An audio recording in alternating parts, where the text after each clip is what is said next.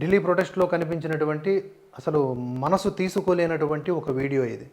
చిన్న పిల్లలు, మనం వాళ్ళని ఏం అనలేం, కానీ వాళ్ళని ఎవడో ట్రైన్ చేస్తే తప్ప ఈ పరిస్థితికి రారు. ఒకరా ఇద్దరు కాదు, ఇలాంటి పిల్లల్ని నేను చాలామందినే చూసిన. వాళ్ళందరూ కూడా మోదీని దారుణంగా తిడుతున్నారు, మోదీ తల్లిని దూషిస్తూ ఉన్నారు. ఆ పదాలని మనం రిపీట్ కూడా చేయలేం, మనం యూట్యూబ్లో కూడా ప్లే చేయలేం. ఆ నోట్లో గుట్కా, తంబాకు ఏదో నములుతూ ఏం మాట్లాడుతున్నాడు చూడండి. నిజంగా ఆ పిల్లాడిని చూస్తే నాకు బాధ కలుగుతుంది.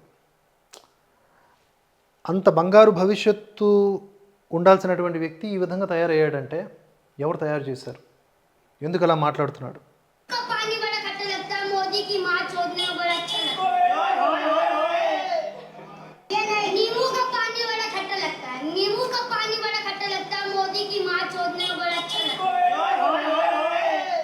ఆ చుట్టూ ఉన్నవాళ్ళు హోయ్ హోయ్ హోయ్ అని ముద్దులాడుతూ ఉన్నారు. వాడు ఎంత భయంకరమైన తిట్టు తిట్టాడు. ఆ చుట్టూ ఉన్న వాళ్ళ అమ్మల్ని అలా తిడితే అలాగే హోయ్ హోయ్ హోయ్ అంటారా?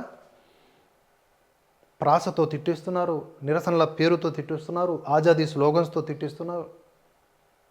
ఇదేం లేదు, ఇది పోర్ట్రే చేయడం అనమాట. మోదీ ఒక నియంత, ఒక ఫాసిస్టు, అతని అండర్లో భారత్ భగ మండిపోతోంది, ఎవరు హ్యాపీగా లేరు అని చూపించడానికి, ఈవెన్ చిన్నపిల్లలు కూడా మోదీని వ్యతిరేకిస్తున్నారని చూపించడానికి ఇలాంటి వాళ్ళని పంపిస్తున్నారు. నోట్లో ఇంత గుట్కా వేసుకున్నాడు ఆ వయసులోనే. అంటే మన భారతదేశంలో ఎన్నో రకాల వర్గాలు, ఎన్నో రకాల జీవనగతులు ఉంటాయి. అందులో భాగంగా ఇలాంటి మనుషులు కూడా కనిపిస్తూ ఉంటారు. కొంతమంది పిల్లల్ని చూపిస్తాను చూడండి.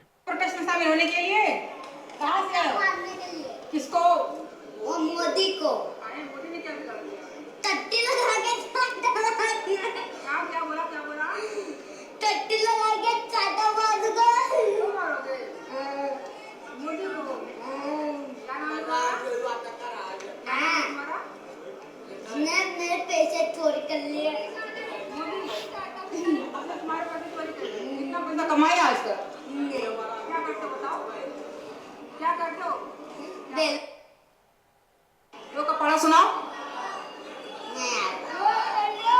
అక్కడ రిపోర్టర్ కావాలని కొన్ని క్వశ్చన్స్ అడుగుతూ ఉంది, ఆ సమాధానాలు రాబడుతూ ఉంది. అంటే ఈ రకమైన స్థితికి ఈ పిల్లోడు రావడం అనేది శోచనీయం, ప్రమాదకరం కూడా.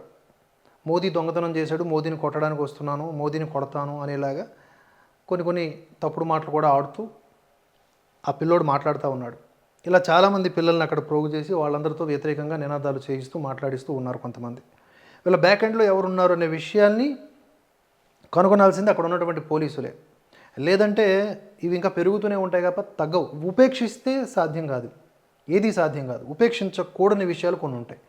ఈ పిల్లల్ని మనం ఏమీ అనలేం, వాళ్ళ అమాయకులు. కానీ వీళ్ళని ఒక బాంబుల్లాగా తయారు చేస్తున్నవారు ఎవరు? ఇప్పుడు ఇక్కడ ఒక గంజాయి మొక్క ఉంది, తుచ్చ అంటాం కదా. ఆ తుచ్చ లాంటి వాళ్ళ వీడియోలు చూసి పిల్లలు ఇలా తయారవుతారు. వాళ్ళ పిల్లలు బాగానే ఉంటారు, వాళ్ళు మళ్ళీ చెప్పుకుంటారు మేము కూడా హిందువులమే అని, ఫోటోలు కూడా రిలీజ్ చేసుకుంటారు. కానీ ఆ తుచ్చ లేకపోతే ఆ ధ్రువ డట్టి, అది అభిజిత్ డిపికే, ఇలాంటి వాళ్ళ వీడియోలు చూసి నాశనం అయిపోయే వాళ్ళు ఇదిగోండి వీళ్ళు.